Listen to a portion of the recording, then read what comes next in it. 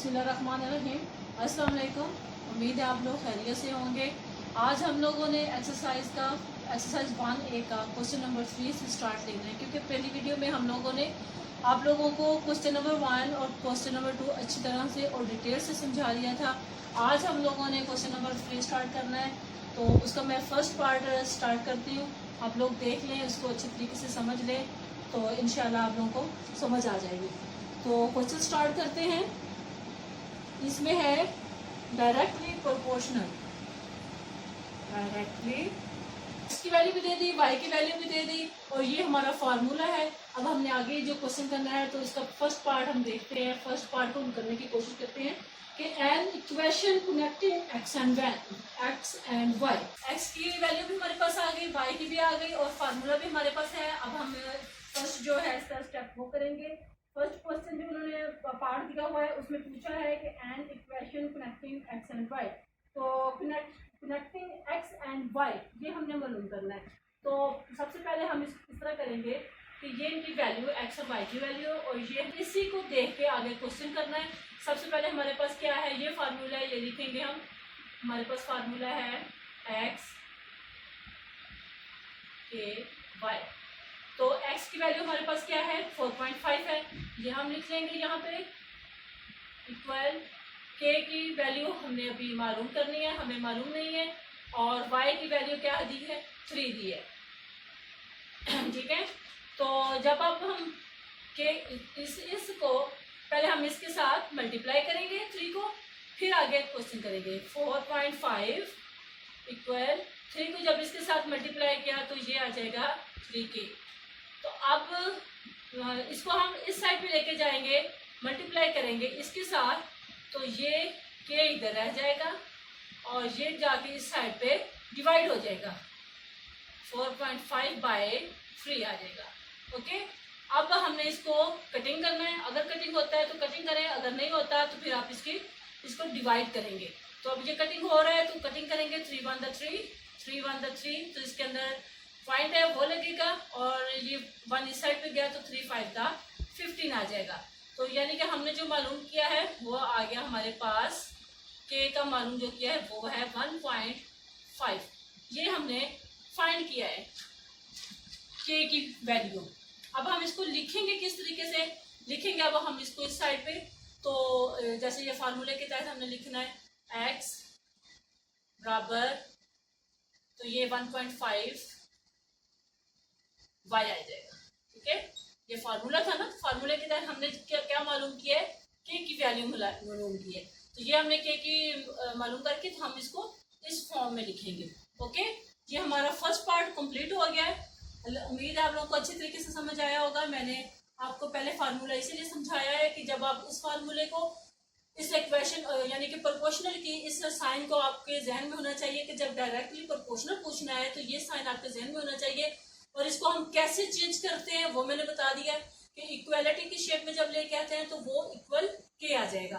फिर जब हम इसको फार्मूले को अंदर क्वेश्चन के अंदर यूज करते हैं तो वो भी मैंने आपको सारा मेथड बता दिया है किस तरीके से होगा। और जब यहाँ पे आके डिवाइड होगा तो आंसर निकलेगा, तो ये आंसर, ये वाला आंसर जो होगा ये इसका वैल्यू निकल आई है। तो यही हमारा फर्स्ट पार्ट का उन्होंने क्वेश्चन पूछा। आगे हम चलते हैं सेकंड पार्ट की तरफ। अब हम इसका जो हमने फर्स्ट x बराबर 1.5 y, ये हमने 1 का आंसर मालूम किया है। अब सेकंड पार्ट की तरफ आएंगे, ये हम करेंगे।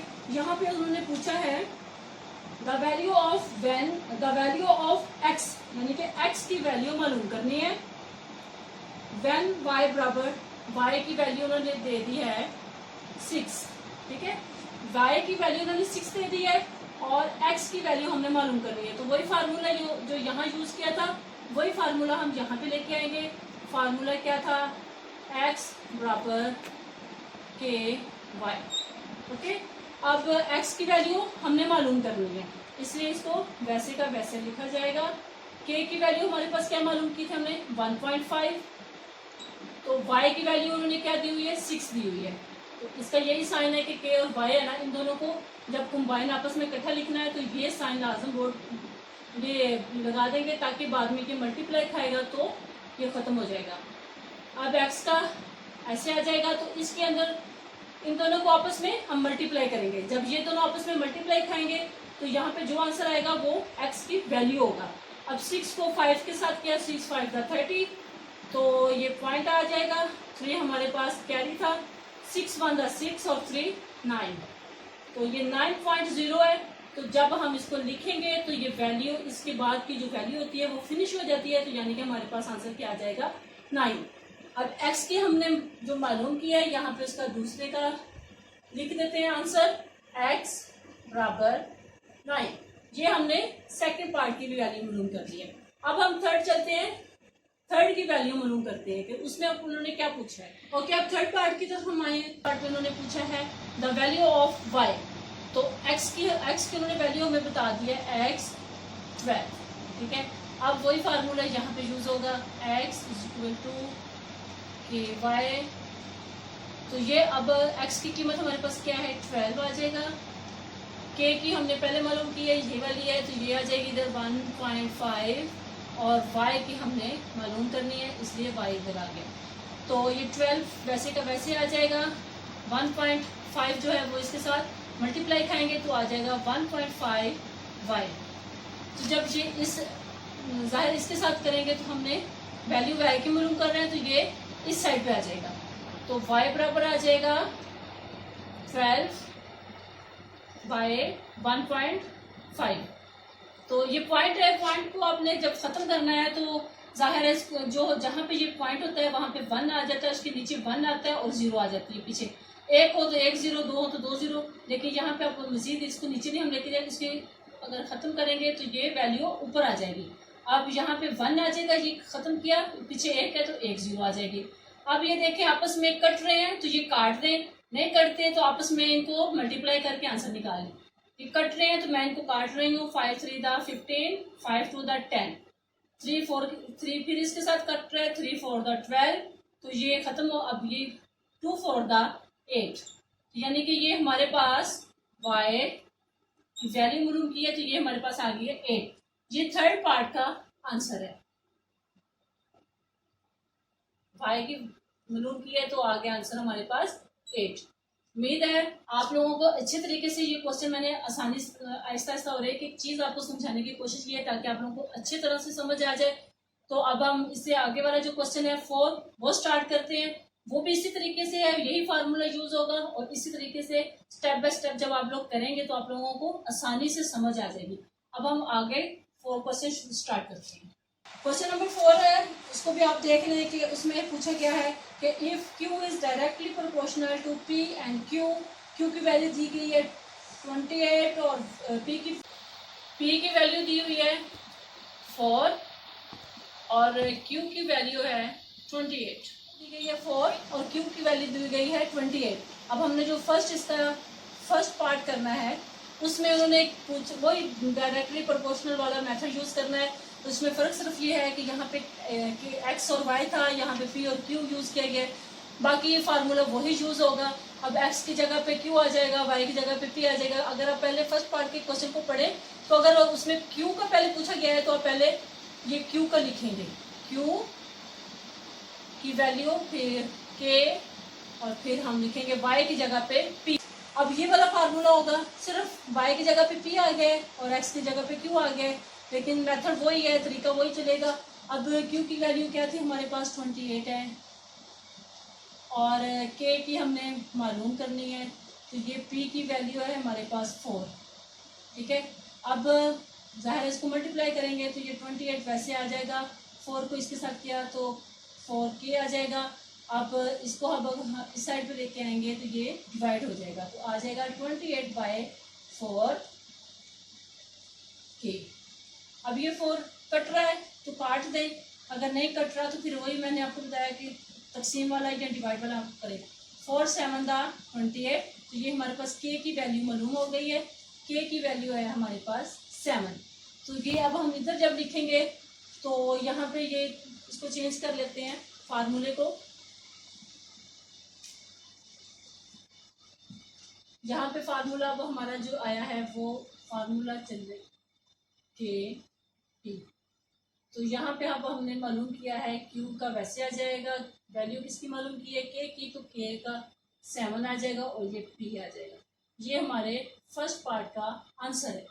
ठीक है, अब हम इसी फर्स्ट पार्ट का आंसर निकाल दिया है। अब हम सेकंड पार्ट करेंगे। सेकंड पार्ट भी उसी तरीके से जैसे मैंने आपको पहले समझाया है वो वाला, वो अब करते हैं।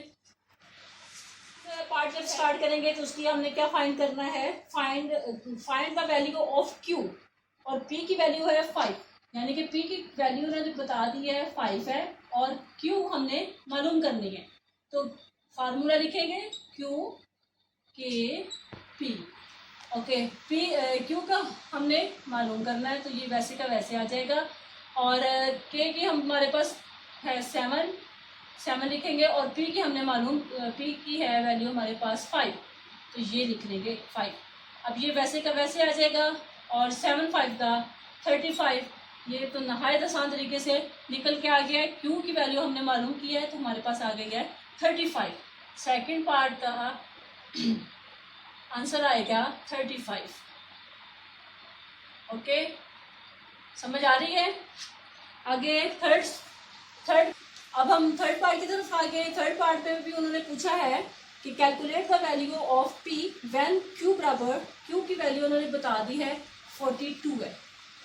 ठीक है, और P की वैल्यू हमने फाइंड करनी है। फार्मूला Q K P, तो Q की हमारे पास क्या वैल्यू है 42 है, और K की हमारे पास है 7, और P की हमने मालूम करनी है।